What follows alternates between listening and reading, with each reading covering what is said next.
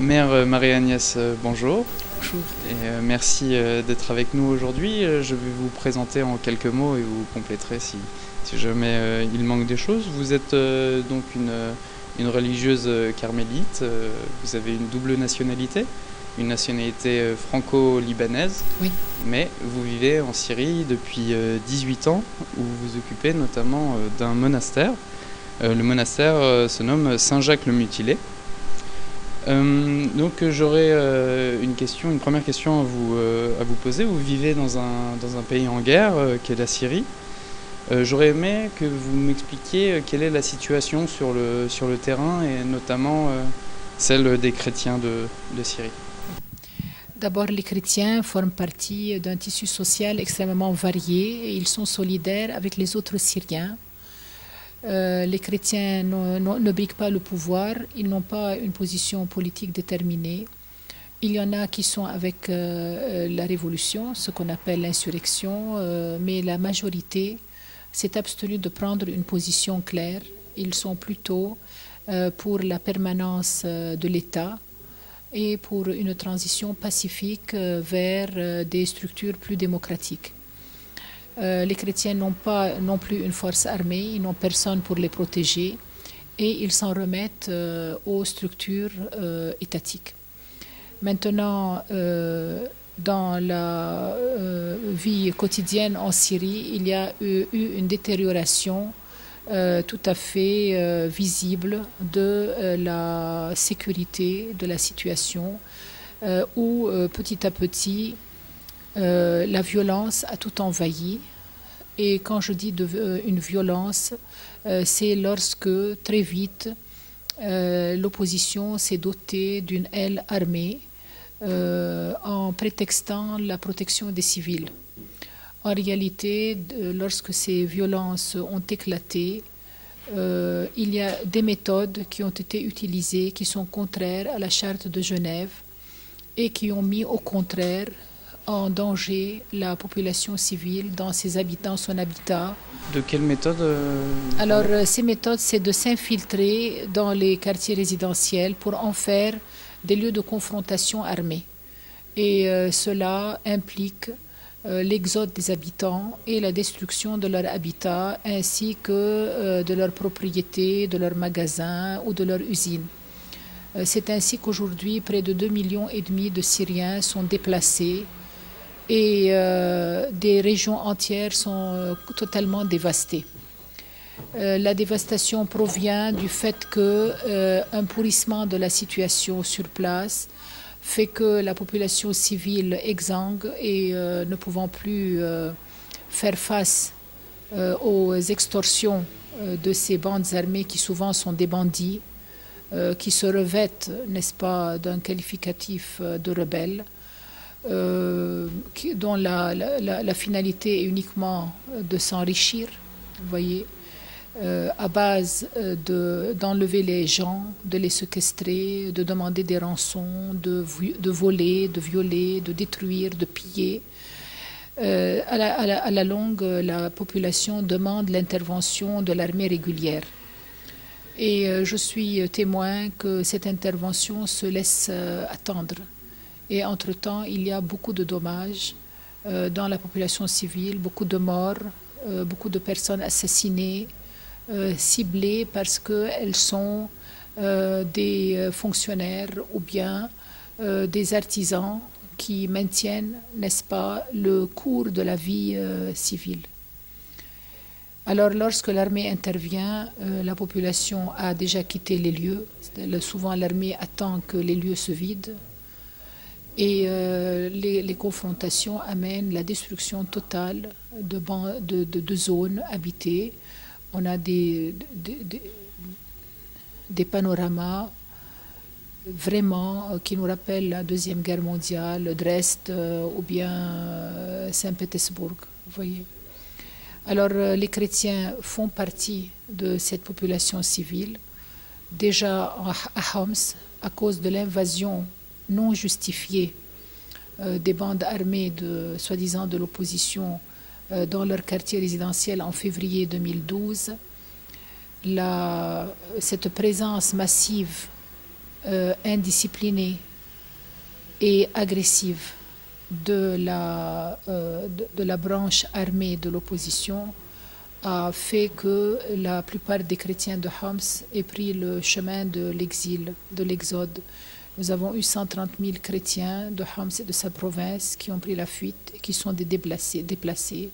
Quelques-uns ont fui en dehors des frontières, au Liban par exemple. Ceux qui ont pu sont allés en Europe, mais la plupart sont déplacés en Syrie même. Il y a eu des attaques aussi contre des lieux de culte chrétiens?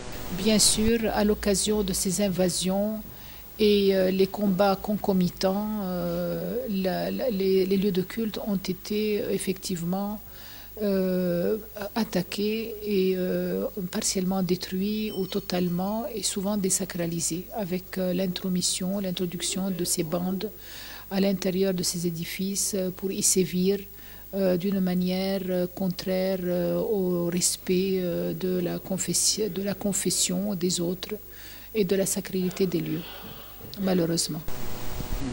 Alors on verra une petite vidéo sur le sujet tout à l'heure, mais si je comprends bien votre analyse, le problème ne viendrait pas de l'intérieur, mais viendrait de l'extérieur, de bandes armées. D'où viendraient ces bandes et quels intérêts elles ont à semer le trouble dans la Syrie? Alors, ces bandes, d'après donc les analyses et d'après nos informations, la plupart, les 99%, appartiennent à une confession, qui est la confession sunnite en Syrie. Si vous voulez, Madame Hillary Clinton l'a dit elle-même, elle a constaté que la révolution syrienne, qui est un élan légitime vers plus de liberté et de démocratie, a été détournée au profit de mouvements extrémistes et anarchistes. Et donc ces gens-là,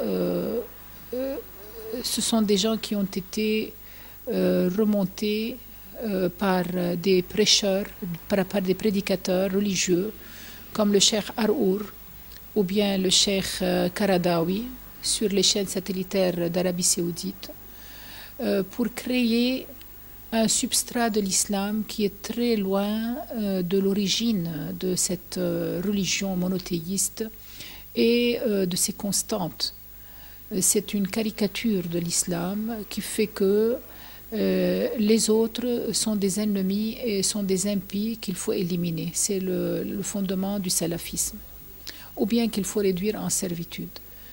Et cela a été instrumentalisé par des grandes puissances. Ça a été instrumentalisé de sorte qu'aujourd'hui, de la révolution ne subsiste que des slogans, tandis que la réalité sur le terrain est l'implantation d'un fanatisme religieux qui ne peut pas garantir la liberté ou la démocratie et qui n'inspire plus confiance à personne, même pas aux musulmans modérés. Alors, ces gens-là, il y a une minorité qui provient des provinces de Syrie, surtout les campagnes. Il y a aussi certains jeunes éduqués qui ont versé dans ce wahhabisme par conviction religieuse. Le tiers de ces bandes, de ces groupes armés, est étranger.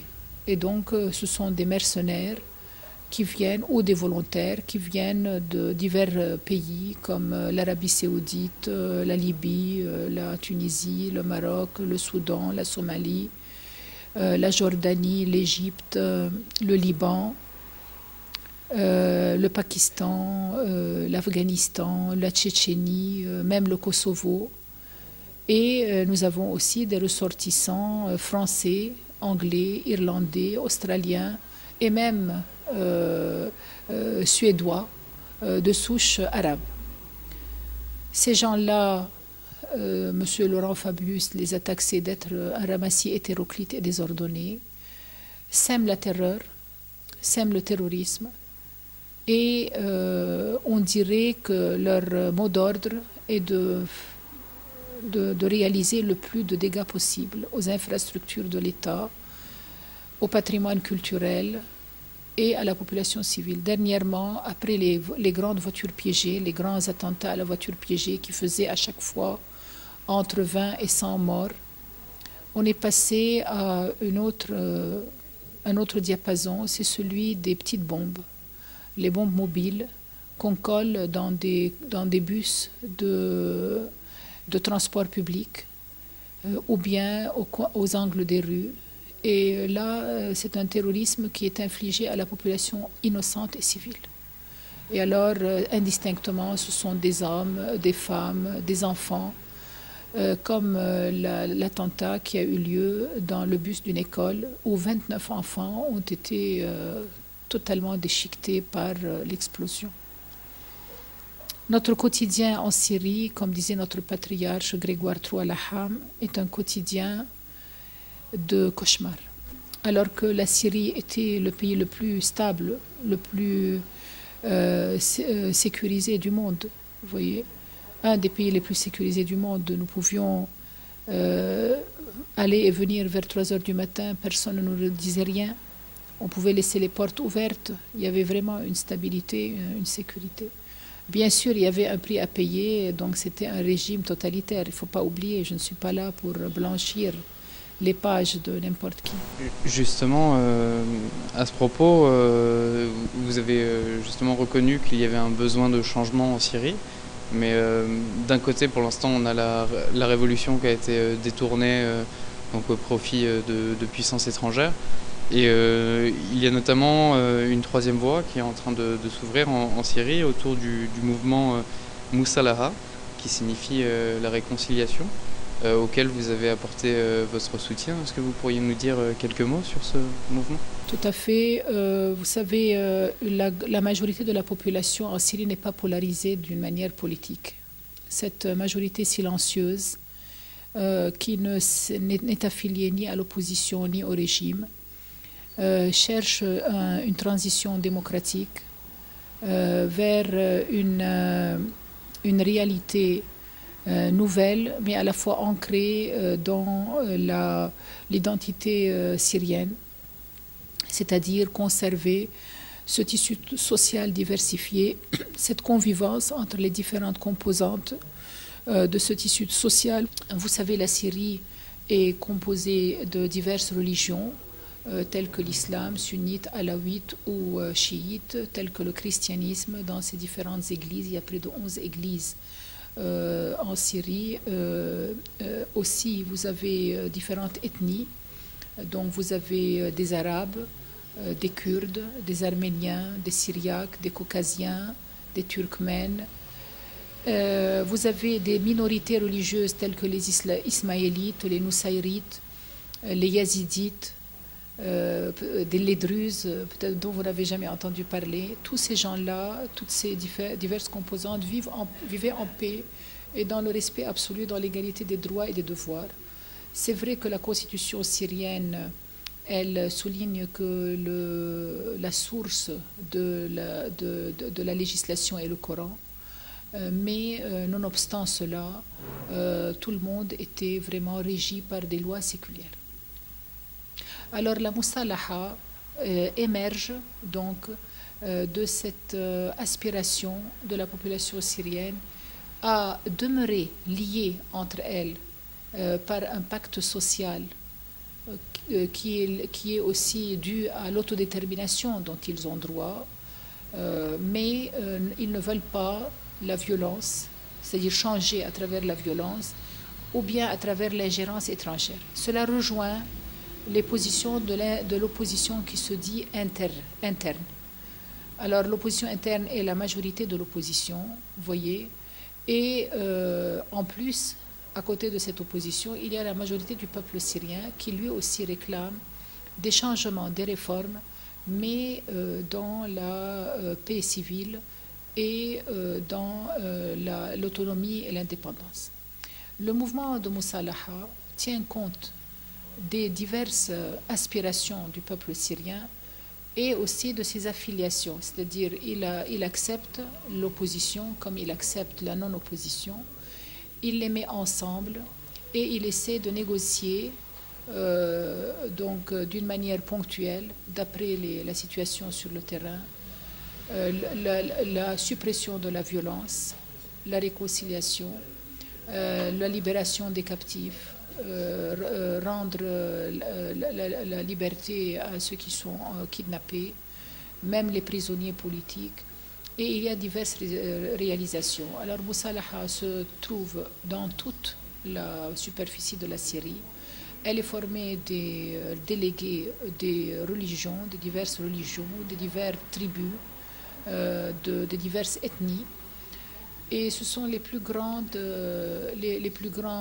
chefs de ces diverses composantes qui mettent toutes leurs ressources au service d'une réunification de la population syrienne au moins autour de la réconciliation pour faire un pacte national et préparer la voie à la résolution pacifique et politique de la crise. Nous, en tant que religieuses, en tant qu'Église, à la suite de notre patriarche qui a écrit un appel en stipulant que la réconciliation était l'unique planche de salut pour la Syrie, à la suite du pape Benoît XVI qui nous a aussi encouragés à marcher dans la voie de la réconciliation et à devenir des serviteurs de la réconciliation là où nous nous trouvons, nous préconisons cette voie de la réconciliation, nous appuyons cette voie de la réconciliation et nous avons créé le groupe international d'appui à la Moussalaha en Syrie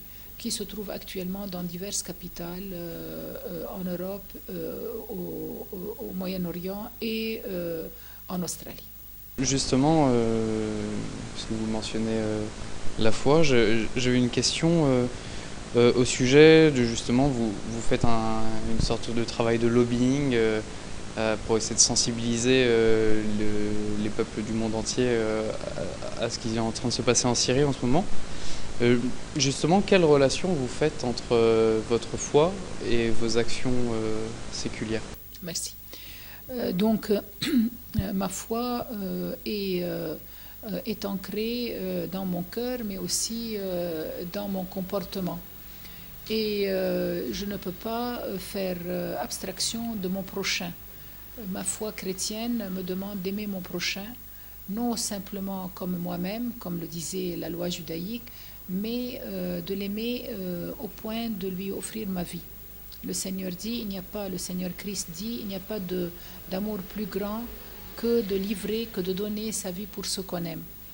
Alors, en solidarité avec le peuple syrien et à cause de la désinformation qui règne et la désinformation qui est en train de motiver une violence grandissante et l'ingérence internationale au point que peut-être, à Dieu ne plaise, la Syrie va être envahie à la manière de l'Irak et de la Libye, il y a une course contre la montre pour donner notre témoignage que la situation en Syrie n'est pas comme on le dépeint et qu'il est important de donner du temps à cette population, que la démocratie est avant d'être une réalisation immédiate, c'est un processus de maturité, de mûrissement, et qu'il faudrait laisser le temps au peuple syrien. En tous les cas, il n'y a pas de démocratie sans un choix véritable, et puis sans passer aux urnes.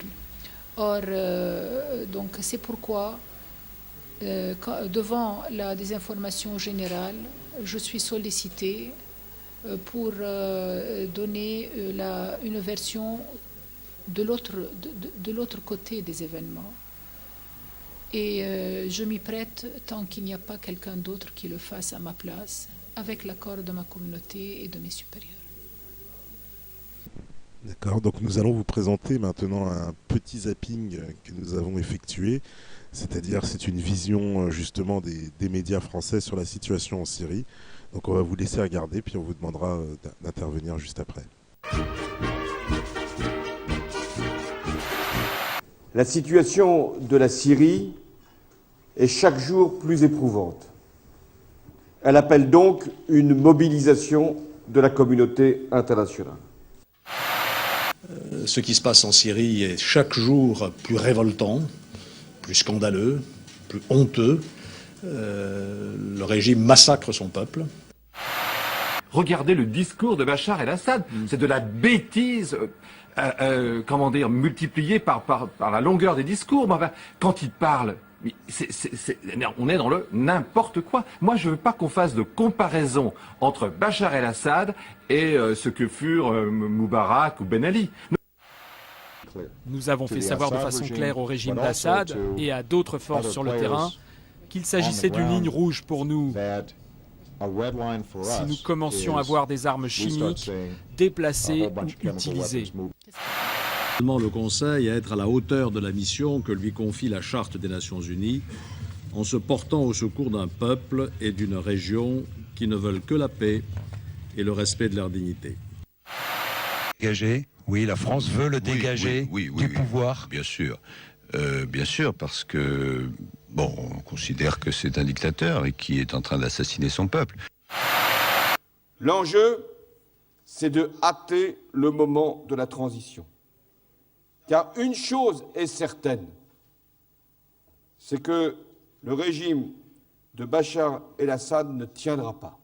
Parce que dès lors qu'on voit qu'au Conseil de sécurité, la Russie et la Chine, systématiquement, considérant qu'elles ont été dépassées par ce qui s'est passé en Libye, après avoir laissé passer une résolution. Monsieur Bachar el-Assad ne mériterait pas d'être sur la terre. Parce que c'est une opération de destruction d'un peuple qui est en train d'accomplir. Je crois qu'il faut bien désigner les responsabilités. Ce n'est pas la communauté internationale qui est impuissante, c'est la Russie et la Chine qui paralysent la communauté internationale. Alors, les zones sont au nombre de 3 officiellement. Ils sont situés dans 3 gouvernorats, celui d'Idlib, celui d'Alep et celui de Deir ez-Zor, là en vert.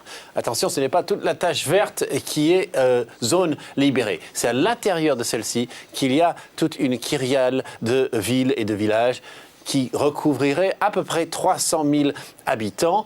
La France donne de l'aide qui passe grosso modo par cette frontière turque. Il y a très souvent la présence de diplomates français là-bas pour faciliter la chose. Crise syrienne, sur le front diplomatique, Moscou et Pékin ont mis en garde l'Occident contre toute action unilatérale. Toute violation du droit international et de la Charte des Nations Unies serait inacceptable, a prévenu le chef de la diplomatie russe, Sergueï Lavrov. Depuis le début de l'insurrection, il y a un an, Damas et Alep ont été frappés par plusieurs attentats qui ont fait des dizaines de morts. Les autorités syriennes et les insurgés se sont systématiquement renvoyés la responsabilité de ces attaques. Ce soir, les frappes continuent sur Alep et sa banlieue. C'est dans cette ville du Nord que les combats sont les plus acharnés ces derniers jours, avec leur lot de victimes. Et parmi elles, à Alep aujourd'hui, ce père laisse un orphelin.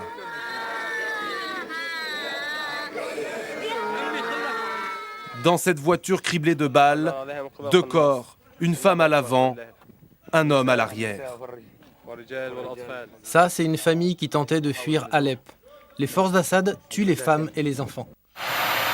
Ce sang qui coule, dit-il, c'est notre printemps arabe, c'est le printemps de la Syrie. Mais personne dans le monde ne peut nous forcer la main. Nous continuerons toujours de soutenir notre pays. Nous verserons notre sang, nous sacrifierons nos enfants et notre âme pour la Syrie.